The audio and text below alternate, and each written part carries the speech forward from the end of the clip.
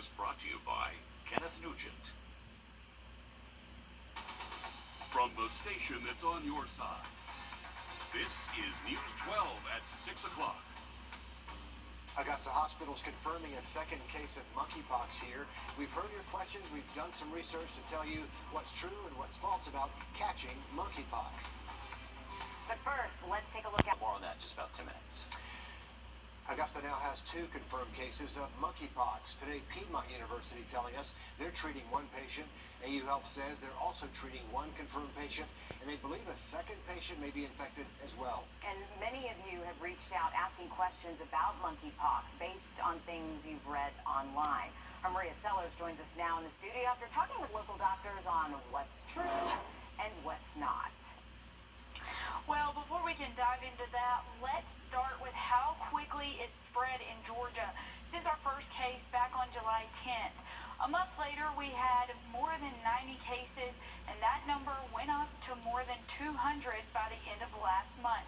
Fast forward to just about a week ago, we had more than 600 cases, and in the last week, we've seen an increase of more than 400 cases, putting us at just over 1,000 total cases. Today I spoke with local doctors to find out how it's spreading and to clear up misinformation you may have heard about monkeypox. Monkeypox is the newest sickness impacting people across the globe. But how is it spreading? Is it through casual contact like a high five or handshake? Any skin-to-skin contact can transmit the virus, but it would have to be skin contact with an open lesion. Okay, so you can only get it through coming into contact with an open wound. But what about surfaces? Not a common means of transmission, but possible. Bedding that potentially has the virus in skin that has come off does present a little bit of a risk. It may not be common to get it from a table or chair, but what about from the air? Airborne transmission would be within 6 feet for a cumulative of 3 hours before really that type of transmission even becomes something to consider. What about kids? Can they pick it up from school? There is a risk of transmission in skin-to-skin contact or close contact, but we're not seeing an outbreak amongst children. So who is most at risk? Anyone can get monkeypox, and that we all need to be aware of it, but primarily right now, this is being transmitted in the men who have sex with men group, and safer sex practices and immunizing that group can have a profound impact on the current outbreak. While cases are climbing and it needs to be taken seriously by everyone, he says it is not as transmissible or deadly as COVID-19. And Dr. Cool says the key to stopping this spread is vaccines.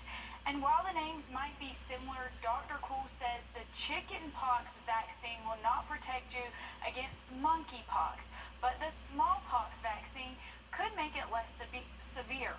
The Biden administration says an additional 1.8 million doses of the monkeypox vaccine will soon be available in the U.S.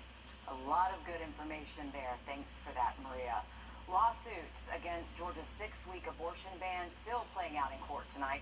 This week, a Superior Court let the law stay in place while all of that happens. Meanwhile, the Department of Health says Georgia teen pregnancy rate is one of the highest in the country. They say their goal is to help by getting information and resources about birth control to as many people as possible. Our Will Rio live in the newsroom now. And Will, where is DPH focusing their efforts now? Yeah, well, we talked with DPH about all of this, and they want to make birth control and contraceptives available to everyone. Right now, they're mainly focusing on young females since the overturning of Roe v. Wade. They want these women to know what resources are there to help and how safe they really are. Georgia Department of Public Health nurses Heather Giles and Sabrina Harris work with patients on family planning. Every day. We're open 5 days a week, so we always have someone coming in. Since the overturning of Roe v. Wade, health officials in our area say it's important for every person to understand resources available, especially for birth control and contraceptives. In light of that, just making sure that you know what your options are. The CDC's latest data from 2020 shows Georgia ranks 15th in the country for teenage birth rates. South Carolina is 11th. The younger people is very important because, they're very active, their lifestyles are very different, and we want to ensure that they get the right birth control method for them. In Georgia, DPH says teenage pregnancy typically leads to a cycle of poverty and high dropout rates for school. Nurses say old and new birth control methods are safe and effective. Unfortunately, due to the internet, there's a lot of stuff out there, and every woman is different. You can't take one person's experience and think that's going to happen to you. Your doctor is the one that will help you find the option that's best and safest for you. Please talk with professionals and let us direct you to a reputable resource where you can go and read actual statistics. And you can go to the East Central Public Health District's website, and that will direct you to the closest clinic to you, and you can give them a call and make a same-day appointment, or you can just walk in and get some help. Well, Rio in our newsroom tonight. Will, thanks for that. In South Carolina, the 6-week abortion ban temporarily on hold after a judge's decision yesterday, the state Supreme Court weighing in. Governor McMaster giving his response today while lawmakers work to make the law even more strict than it already is.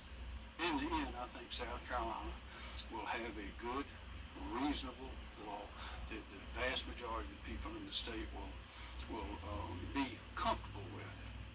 Officials with Planned Parenthood say a state Supreme Court ruling could come as early as September. The state Senate says they expect to be back at the State House to discuss whatever abortion bill the House passes in September as well. We now know the names of the 3 victims who died in an Emmanuel County wreck. The coroner says they are Mitchell Carter, Thelman Crabb, and Ruben Gonzalez Velasquez.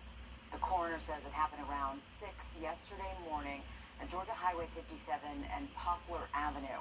They say the van with the 3 passengers drove into the path of an 18-wheeler.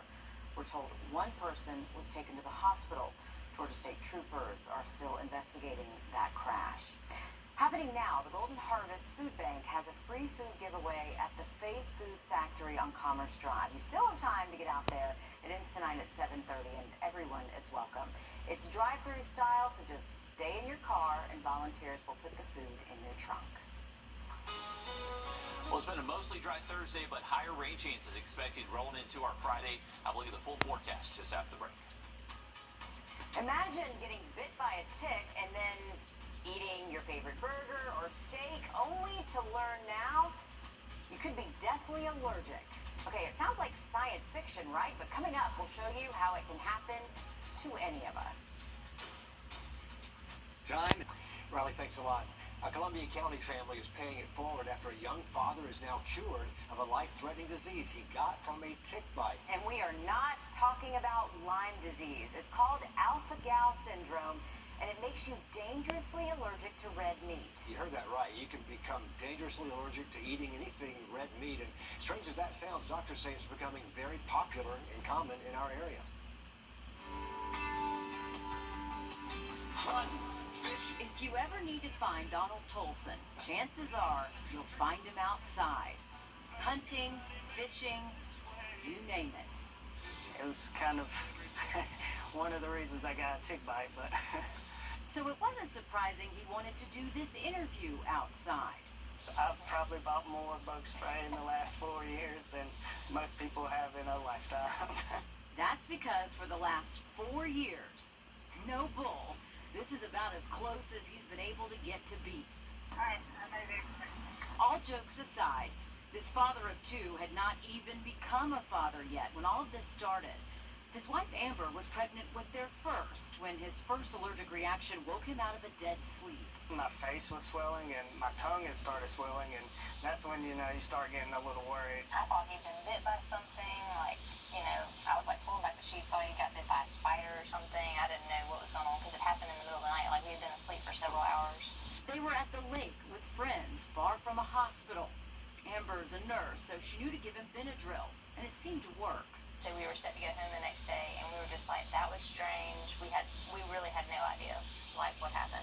Days later, it happened again, and after reaching for the Benadryl, Donald reached for his phone. I kind of just remembered reading an article, I don't know, a year, maybe before, a couple months, I don't really recall, about a tick bite, perhaps causing a meat allergy. It doesn't sound real, or it might not sound real, but it's very real. It's very real, and it's very life-threatening disease.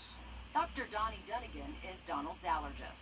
5 years ago, how many alpha-gal patients did you have? I might see one case every month or so, and now I've already seen 3 patients this week with alpha-gal. That's likely because the tick that causes it is the most common tick in both Georgia and South Carolina. It's called the Lone Star tick, and while it's found in Texas too, it actually gets its name from that single white dot on the female's back. Males don't have one, but both carry the disease. Dr. Dunnigan says symptoms won't show up until 6 to 8 weeks after a bite. And when they do, they aren't exactly unique. Everything from hives to vomiting to difficulty breathing to severe stomach pain. I had a lady this morning who, she doesn't have the abdominal symptoms, but she has very severe hives, swelling, and just recently she was she actually became hypotensive and had to be transmitted to the emergency department. The reaction happens 5 to 6 hours after eating red meat, making it even more difficult to put 2 and 2 together. And it's not just red meat. Pork, lamb, venison, beef. If it has a hoof, you cannot eat it. Some people are so allergic they can't even have dairy. One of Dr. Dunnigan's patients had to give up her favorite cereal. And I'm like, what is it that you're eating? And she goes, I eat Lucky Charms. And I'm like, that's what it is, because it has the marshmallows, and the marshmallows made of gelatin. Gelatin is collagen from animal skin. Gummy bears can also be off limits for some. Sure, chicken, turkey, and seafood are fine, but when you think about cross-contamination at restaurants, putting them on the same grill as other meats, or what kind of broth is used in cooking, going out to eat can be dangerous. We ate lunch. We did. The good news, if a patient avoids meat and other tick bites, the danger can eventually go away. After 4 years, Donald's blood work finally came back negative, and Dr. Dunnigan cleared him to eat red meat again. We went to a cookout. Yeah, we had one. One rib, and kind of nothing happened. That one rib became one steak on Father's Day. And football season around the corner, Donald is ready to fire up his grill. There's light into the tunnel, like you can get over this and you can go back to eating the things that you enjoy again. But for those of you who enjoy being outside, you might want to take it from Donald. Bug spray could be your new best friend. If I see a tick out here, it's a Lone Star tick. So you just have to be careful. Alpha-gal syndrome was only discovered in 2009, so it's not even been around that long, and doctors are still learning about it every single day. And get this, Dr. Dunnigan told me that they estimate 1 to 2 people out of every 100 could have it. So it's actually pretty common. We put a lot of information about this on our website, Wrdw.com, because we know a lot of you will be going there to read up on this. Yeah, we're learning a lot about that right now, aren't we? And to think that it happens so quickly after you eat red meat, wakes you up in the middle of the night is so intense. Yeah, but think about a food allergy. A regular food allergy is almost instantly after you eat it. Right. The meat allergy happens afterwards, so you may not put 2 and 2 together. That's why it was so important for Donald and Amber to tell everybody about this, because they were just lucky to figure it out. A So delayed they, reaction. they want to make sure people know about it. Quickly, if you have pets, this is important. They can bring in those Lone Star ticks to the house so you can get a bite without knowing it, even without being an outdoorsy person. So the bug spray, use it. Yeah. The NFL announcing the punishment for Cleveland Browns quarterback Deshaun Watson. Our sports director Dan Booth in with the latest on that after the break. From Rich Spring Minetta, plus Barnwell and Williston Elko are going head-to-head. We'll have the highlights and the scores from tonight's action on the gridiron at 11. In addition to tonight's coverage, make sure to tune in tomorrow night for our season debut of Under the Lights. We'll be breaking down all of the biggest games and stories from week 1 of the high school football season. Under the Lights begins Friday night at 11 o'clock. All right, so listen to this. The local pool company found this massive boulder at the bottom of the pool they were digging. So what do you do with it?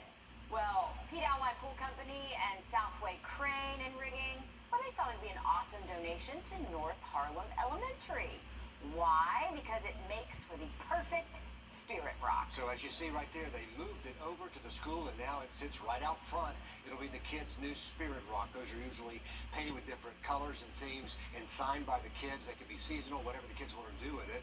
Safe to say the boulder will get some good use there, and it got out of the way of that pool they were digging too. That is a large boulder and with a new purpose there, Riley. That'll be around forever. Oh yeah, hey, that's a good-looking rock right there, and hope it's found a new home there at North Harlem.